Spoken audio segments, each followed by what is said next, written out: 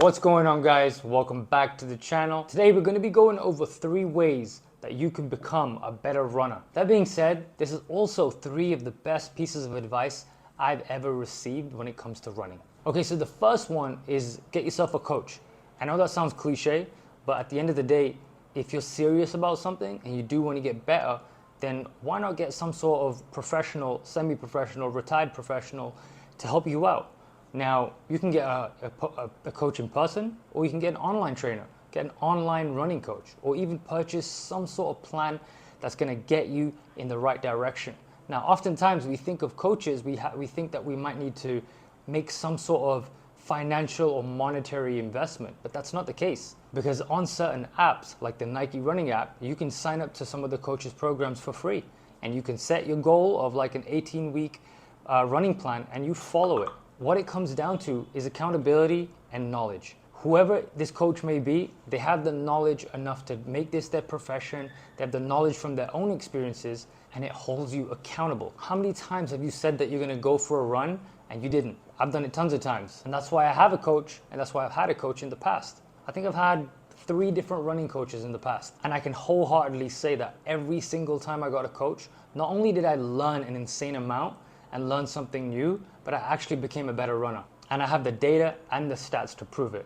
The first coach I ever got helped me get my 5K from 27 minutes down to 20 minutes. Second time I got a coach, I learned so much just about things that have nothing to do with running. Structure, habits, planning, make sure you got the right shoes. There's just so much to it.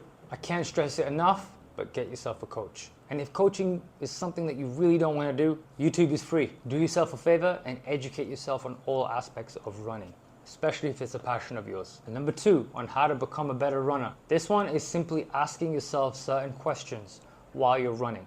Now, it isn't any old questions. It's 3 questions in particular. The second coach that I hired showed me this, and it was a game changer for me. So oftentimes when we're running, we let our thoughts go ahead of ourselves. Constantly and consistently asking yourself these questions will be a game changer. The first question is just simply a body scan, and you ask yourself, how am I feeling?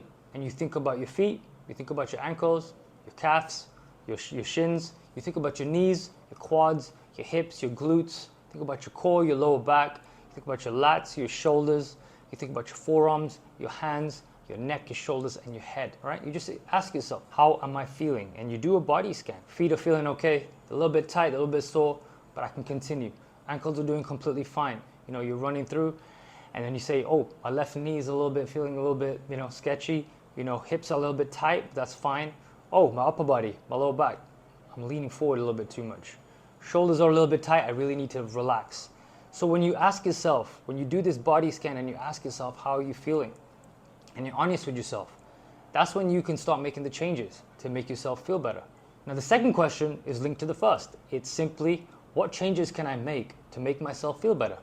That's it. Start relaxing now. You can start, instead of having your hands up here, you can start having your hands slightly lower, right? Asking yourself these questions on a consistent basis throughout your run will allow you to physically be put in a position and alignment to run better. And they might sound cliche and they might sound silly, but I'm telling you now, they are a game changer. You'll find yourself being a lot more relaxed. You'll find yourself breaking form a lot less. You'll find yourself flowing and you'll be like, oh, I'm only at 5K. You'll blink and you'll be at 10K. So the third question is this speed that I'm going sustainable? And is it the speed that I'm supposed to be going? And what that means is you might be running too fast and not realize it. And you ask yourself, is this sustainable? No, it's not. Is it the speed I need to be going though? Yes, it is. So you can slow it down and have some sort of balance. Is this speed sustainable? And the answer is yes. Then consistently keep at that pace. There's also times where you're going a speed that's sustainable, but it's a speed you shouldn't be going. And I remember in the past, I was going too fast on a recovery run and I injured my knee. So these 3 questions are a massive game changer. And I'm telling you now, they will make you a better runner. Now, the third piece of advice to make you a better runner, and again, this might sound cliche. You might have heard this from so many other coaches before, or you might not have heard it at all and it might not make sense to you. But that is to slow down.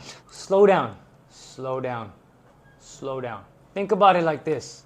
If Kipchoge can do a 5.5 minute kilometer pace for his slow recovery runs, trust me when I'm telling you, you can too. And you can go slower than that. We get caught up so much on speed and pace and distance that we lose sight and we lose focus on what we're supposed to be doing. And that is thinking of the bigger picture. If you enjoy running, you want to be running in 10 years time, in 20 years time, when you're 80, when you're 90, you have to think of the bigger picture. I've had 3 major injuries when it comes to running, and all 3 of them were because I was running too fast. At first, I thought that was just me, but the more digging I did, the more conversations I had, the more professionals I spoke to, and the more athletes I spoke to about injury, they all said the same thing. People run too fast, people get injured because they're running too fast, or they're running too fast when they shouldn't be. Now, I'm not saying that you shouldn't be doing speed runs. You need to do speed runs. You should be doing speed runs. But on your easy runs, on your recovery runs, you don't need to be running fast at all.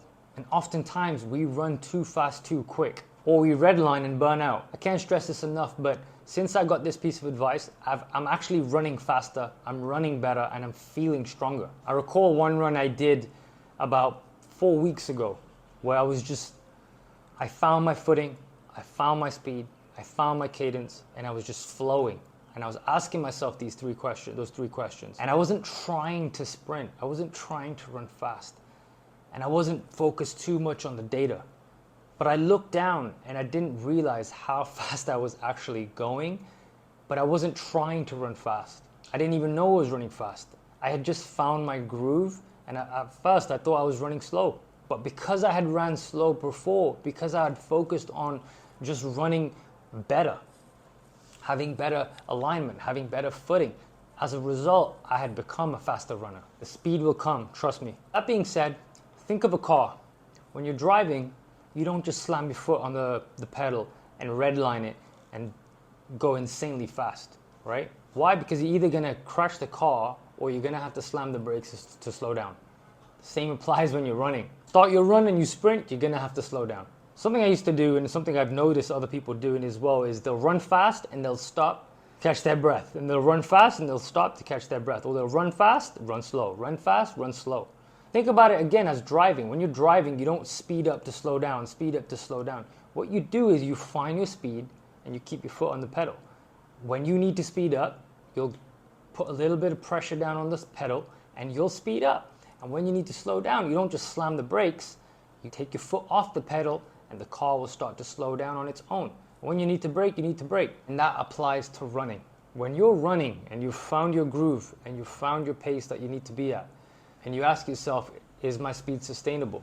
The answer is no. Take your foot off the gas, slow down a little bit.